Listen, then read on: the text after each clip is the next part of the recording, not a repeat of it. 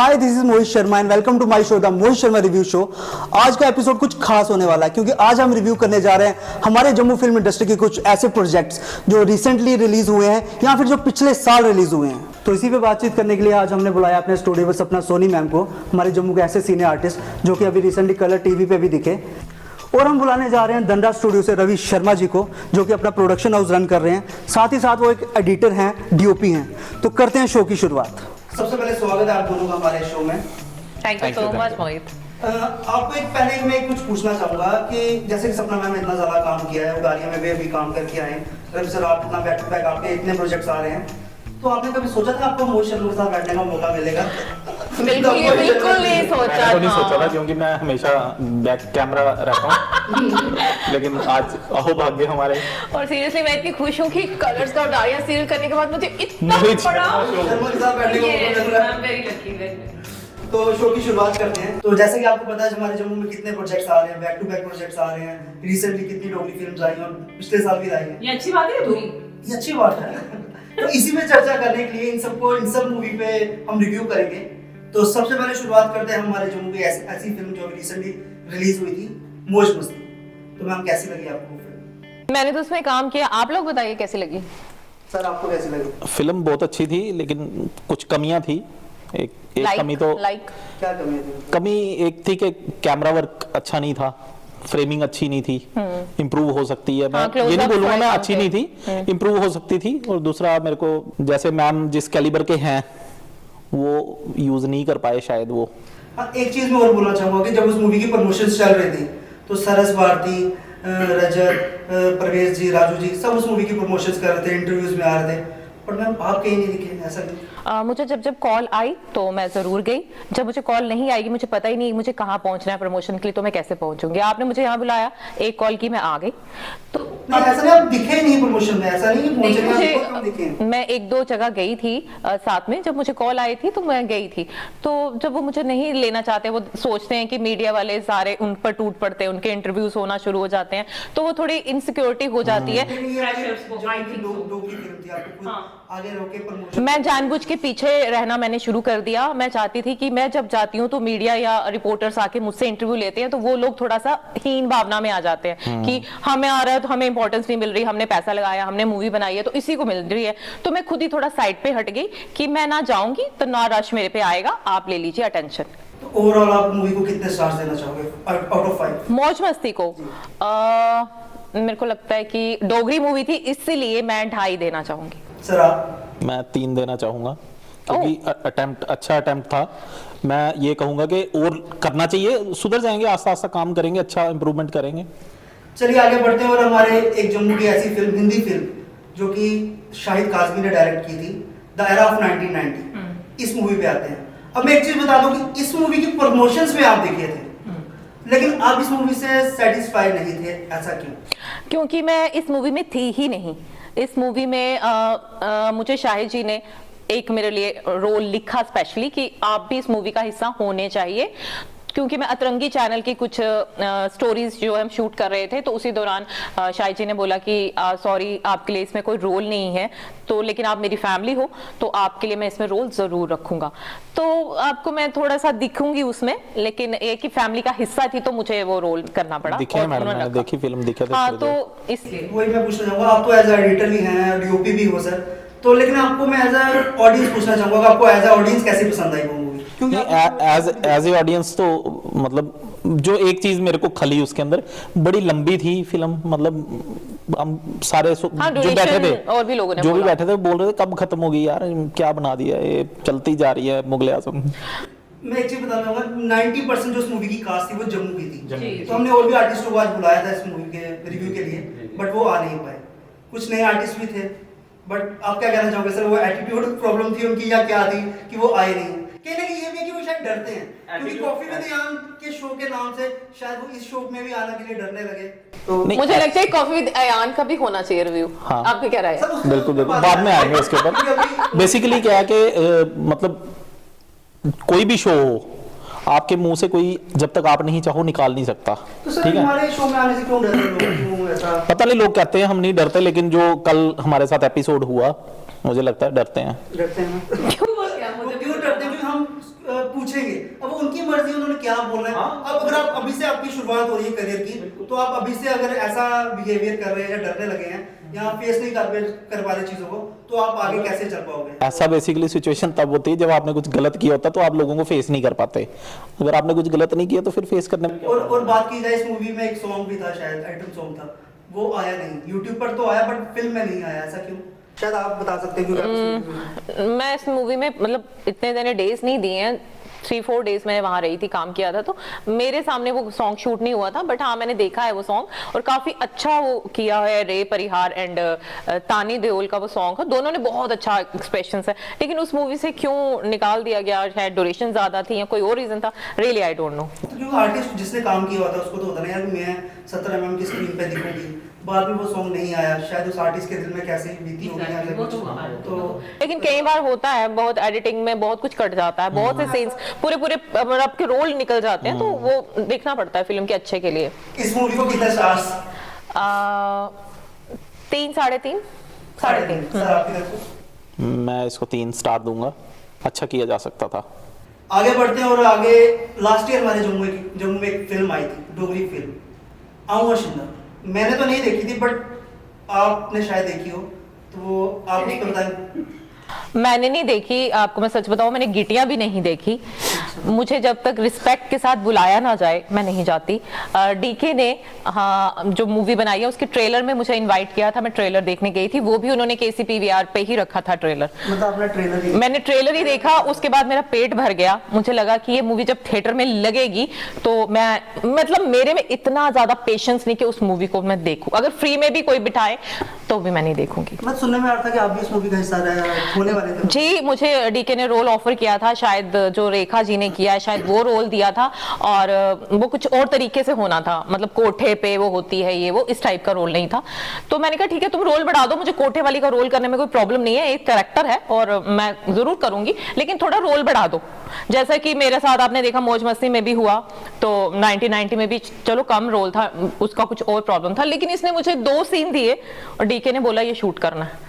मैंने कहा सॉरी मैं नहीं कर सकती, तो और शुक्र है उसको रोल को मैंने जब देखा कि मैंने नहीं किया। आपका क्या कहना है सर, आपको कैसी लगी मूवी? नहीं, मेरा मूड था जाने का, क्योंकि जम्मू की फिल्म थी, डोगरी फिल्म थी, बड़ी अच्छी प्रमोशन की थी उसकी, लेकिन मेरे को उसमें 2-3 चीज़ें खली। एक तो मैंने ना जो उनके मेन एक्टर थे उनका एक बार इंटरव्यू देखा था, जैसे मैं अभी सोफे पे पेट निकाल के बैठा हूँ ऐसे ही नहीं बैठे हुए थे, और बोल रहे थे कि मैं अपने आप को ना 70 mm की स्क्रीन पे देखना चाहूँ, मतलब शौकिया फिल्म बनाई है, तो जो शौकिया बनाई है वो शायद अपने लिए बनाई होगी, तो मैंने कहा क्या हम क्यों टाइम वेस्ट करें। और दूसरा मतलब उन्होंने प्रमोशन के टाइम में बोला मैंने गहने बेच के ये फिल्म बनाई है, मैंने अपना सब कुछ वो कर दिया, कुर्बान कर दिया, आओ फिल्म देखने, आओ फिल्म देखने। मैं कहा यार ये तो जबरदस्ती वाली बात है कि मतलब बेचारा बन के एड़ा बन के पेड़ा खाने वाली बात है। मैं इस बात को आगे कंटिन्यू करती हूँ। हाँ। आपको सब आप यही कहना चाहते हैं कि आप जो मेन लीड में वो खुद आए हैं, डीके ने रोल किया है, उसकी जगह वो किसी कोई और अच्छा हो सकता था, शायद जो जिसने डायरेक्ट की है वो फिल्म, अगर वो होते मेन रोल में तो शायद अच्छी। आदित्य ने हाँ, हाँ राइट, मैंने भी उसको ये चीज बोली, बहुत जबरदस्त एक्टर है, वो होता तो मेरे को ज्यादा एग्जैक्टली मैं पक्का जाता देख। मैं आपसे कैसे पूछूं, आपने तो फिल्म ही नहीं देखी है, तो आप उसको कितने स्टार देना चाहोगे? मेरी बात सुनिए, मैं स्टार्स देने से पहले ये क्लियर करना चाहती हूँ कि फिल्म बहुत अच्छा एफर्ट किया गया है, फिल्म बनाई गई है, उसमें हीरोइन भी अच्छी ली गई है ना, उसमें मेकअप किया गया है, बिल्कुल क्लोजअप शॉट्स में आपको इतने ज्यादा पोर्स और दाने और ये वो दाग धब्बे दिखते हैं, वो अच्छा नहीं लगता। तो आगे से वो इस चीज का ध्यान रखें कि एटलीस्ट आर्टिस्ट को मेकअप दे दें। और सेकंड की आप जब मेन लीड कर रहे हो, बदमाश या विलियन जो होता है, मेन लीडर होता है, वो इतना उसका फिजिक नहीं होता, पहले लुक में ना आप लुक में वर्क करें, लुक के लिए आर्टिस्ट में। तो इसको मुझे लगता है कि 0 मेरी तरफ से। मैडम मैं फिल्म बना ले लो, मैं भी आऊंगा हीरो, पेट मेरा भी कम नहीं है। आप सर कितने स्टार देना चाहोगे? क्या बोलूं, इन्होंने ट्रेलर देखा आपने? मतलब कि आपने देखी नहीं है बट आप 0 स्टार देंगे। मैं 0 इसलिए दे रही हूँ कि मैं अभी मौज मस्ती देखने गई थी, ईयर ऑफ 1990 देखने गई थी, वहां आम पब्लिक बोल रही थी, रिपोर्टर्स बोल रहे थे, पब्लिक मुझे ये बोला है कि आउमा शिंदा ने डोगरी फिल्म इंडस्ट्री को बिल्कुल अंदर गाड़ दिया जमीन में, लेवल डाउन कर दिया। मैं 0 इसलिए दूंगा कि वो एपिसोड था कि मैंने घर के कपड़े बेच के, गहने बेच के फिल्म बनाई है। वो देखिए हाथ जोड़ के विनती है कि डुग्गर डोगरी की सारी बातें करते हैं ना। जय डुग्गर, जय डोगरी, तो उसका नाम आप ऊपर नहीं कर सकते, तो उसको मिट्टी में भी मत घुसाओ, अच्छा काम करो। बिल्कुल, उन्होंने एफर्ट तो किया। एक्चुअली देखो पता क्या होता है मोहित, अगर आप कोई चीज कर रहे हो, कोई एफर्ट कर रहे हो, ठीक है, आपको ना चिल्लाने की जरूरत नहीं होती है, ठीक है। आपने आज मुझे बुलाया, मेरे को वर्थ समझा होगा तो बुलाया ना, मैं तो बैक कैमरा रहता हूँ जी। मेरे को तो इंडस्ट्री में बहुत सारे लोग जानते भी नहीं होंगे बाय फेस के धनराज स्टूडियो है कौन है, रवि शर्मा है कौन है, कितने प्रोजेक्ट्स आ रहे हैं, ठीक है ना। हाँ, मैंने खुद 2-3 वर्थ किए हैं समझा, साथ। बुलाया, तो आप अपनी चीज ऐसी प्रोड्यूस करो, ऐसा बनाओ कि लोग वर्थ समझे। मैं शाहिद की फिल्म देखने गया, क्यों, मुझे लगा कि वर्थ है यार, मेहनत की है अगले ने। जो कमियां होती हैं सब में होती हैं कमियां, मेरे में भी कुछ कमियां होंगी, आप में भी कुछ कमियां होंगी, हर बंदे में कमियां होती हैं। मतलब उनका take है। लेकिन सीरियसली मोहित जी, एक मैसेज जरूर अपने प्रोग्राम के थ्रू आप दीजिए कि आप अच्छा काम कीजिए।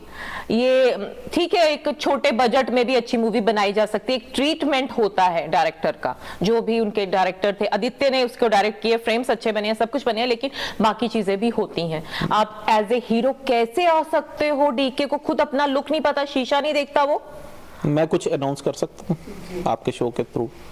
मैं मतलब अब पता नहीं, बहुत सारे लोगों को बड़ी प्रॉब्लम भी होगी इससे। मैं ये कहना चाहता हूँ कि अगर आपको लगता है कि आपके पास इतने पैसे नहीं हैं कि आप एडवांस दे सको किसी को, है ना, आप मेरे पास आओ, मैं आपकी पूरी हेल्प करूंगा।